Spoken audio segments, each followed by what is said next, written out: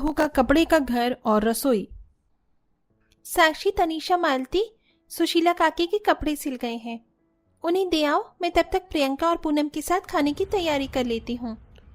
अपनी सबसे बड़ी जेठानी उर्मिला की बात सुनकर साक्षी तनीषा सिले हुए कपड़ों को ले जा रही होती हैं कि तभी मालती सुशीला खुद ही अपने कपड़े लेने के लिए उनके घर आती हैं। अरे उर्मिला, हमारे कपड़े सिले या नहीं? कल हमें शादी में पहन कर जाने हैं। अरे काकी, सिल गए हैं, वही तो देने के लिए आ रही थी, ये लीजिए। मैं तो पहले से ही जानती थी कि तुम पांचों के हाथों में तो सिलाई का जादू है, और जादू पूरे गांव में तुम पांचों से अच्छी सिलाई कोई कर ही नहीं सकता। ये लो तुम्हारे सिलाई के पैसे। आप दोनों खड़ी क्यों हैं? बैठिए। जाओ उर्मिला बहू, इनके लिए चाय बना लाओ। अरे नहीं नहीं, इसकी कोई जरूरत नहीं है। हमें तो आपके घर में आने से भी डर लगता है। बुरा मत मानना जयंती, पर लेकिन आपका घर किसी पुरानी गुफा से कम नहीं है। जब देखो कहीं ना कहीं से मिट्टी ही गिरती रहती है। और नहीं तो क्या, आखिरकार कब तक आप लोग इस घर में रहेंगे? मैं तो कह रही हूँ उधार लेकर ही अपना घर बनवा लो। क्या पता कब आपका घर मिट्टी की तरह से ढह जाए। इतना कहकर सुशीला और मालती वहां से चली जाती हैं।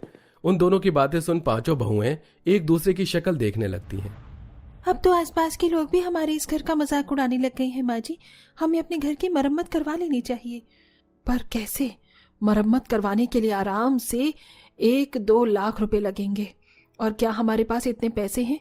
तुम पांचों सिलाई करके मुश्किल से 500-600 रुपए ही कमा पाती हो, और तुम पांचों के पति कबाड़ी का सामान इकट्ठा करके दिन का 100-200 रुपए।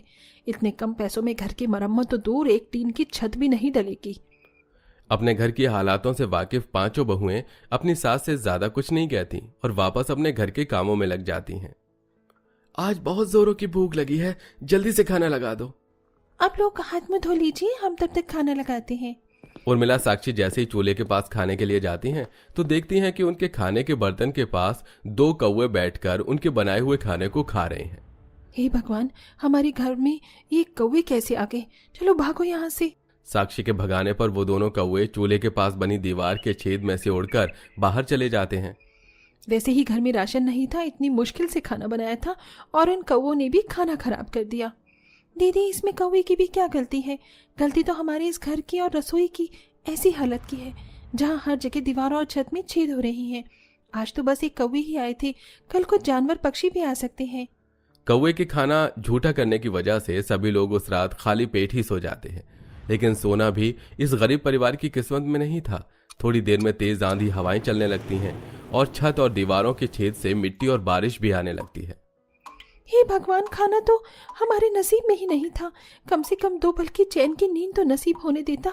कभी कभी तो ऐसा लगता है कि इस घर में रहने से अच्छा कि हम लोग सड़क पर तिरपाल लगा ली, 2 पल की चैन की नींद तो सो सकेंगे।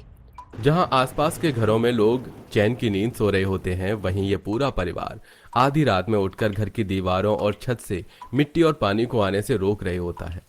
आए दिन और हर मौसम में इस परिवार को इस टूटे हुए घर और रसोई की वजह से ऐसे ही मुसीबत का सामना करना पड़ता था। दिन में तीसरी बार झाड़ू लगा रही हूँ, लेकिन ये कतरन है कि हर जगह से निकली जा रही है। घर में वैसे भी सिलाई से ढेर सारी कतरनें जमा हो गई हैं। एक काम करते हैं, शाम को इस बोरे में इकट्ठा करके कूड़ेदान में फेंकाएंगे। पांचों बहुएं मिलकर सारे कतरनों को इकट्ठा करती हैं और उन्हें बोरे में भर लेती हैं, लेकिन जैसे ही वो लोग कतरन को फेंकने के लिए बाहर जाती हैं तो बाहर बहुत जोरों की बारिश शुरू हो जाती है।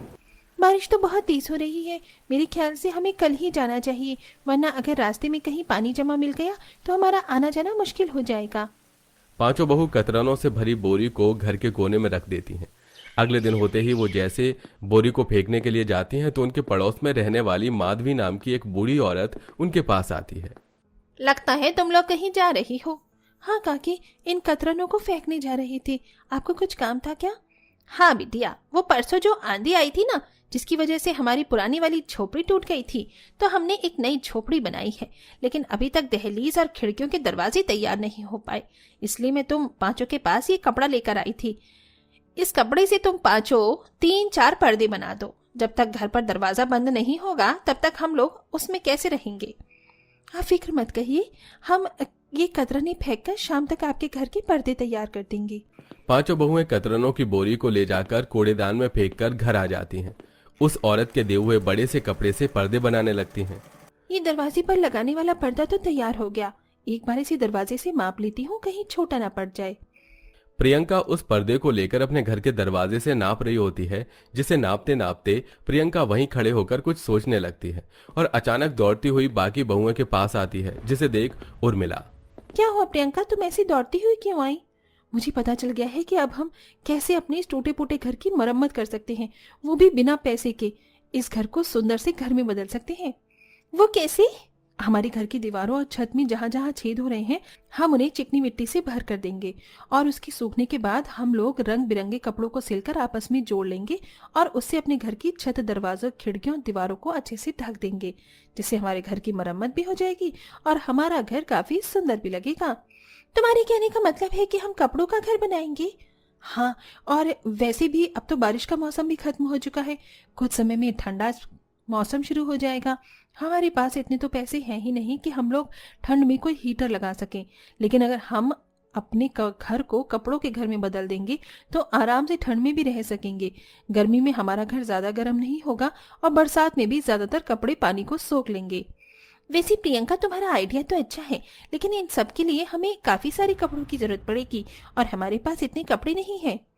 अरे तुम सब जल्दी से मेरे साथ चलो। अब पांचों बहुएं भागते भागते उस कूड़ेदान में जाती हैं जहां उन्होंने कतरनों से भरी बोरी को फेंका था। सभी बहुएं उस बोरे को वापस कूड़ेदान से अपने घर ले आती हैं। कपड़े का घर बनाने के लिए हमारे पास ढेर सारी कतरन है। हम सभी कतरनों को आपस में जोड़कर अपनी सिलाई मशीन की मदद से सिएंगे और इससे बड़े बड़े कपड़े तैयार कर लेंगे। अब पांचों जुगाड़ू बहुएं कतरन को सुई धागे और सिलाई मशीन की मदद से आपस में जोड़ने लगती हैं और देखते ही देखते वो लोग उस मामूली कतरनों से काफी सुंदर सुंदर बड़े से कपड़े तैयार कर लेती हैं। कभी सोचा भी नहीं था कि कतरनों को मिलाकर सुंदर सा कपड़ा घर तैयार हो सकता है। मुझसे और इंतजार नहीं होता, मुझे अपने कपड़ों के बने हुए घर को जल्द से जल्द देखना है।